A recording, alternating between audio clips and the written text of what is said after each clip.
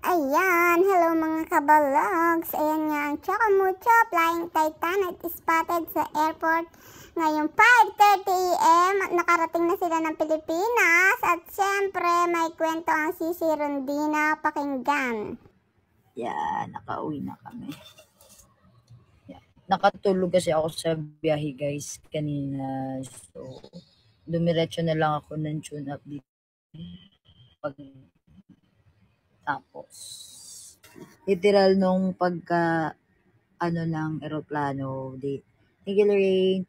literal pagka ng eroplano, tulog talaga kami. Magkahilera kami ni Dina. Sabi ko, matutulog na ako, bala ka dyan.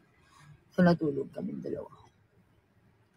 Then, nagising na lang ako, landed na pala. And then, di na ako makatulog. So, pumunta muna ako sa tune up ni CJ. And then, wait ko na lang siya.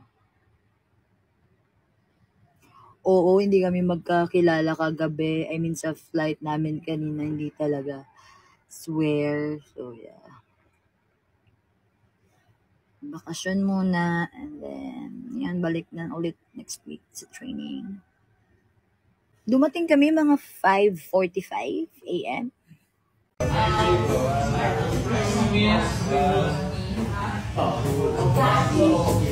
To si Coach Agent drive siya. Ayan, dahil minsan ni Ivy yung isang dinawang, syempre pondasondo ang jowa. O, diba? Minsan nilagay sa isapter yung labing-labing na. Ano pa naman, tara.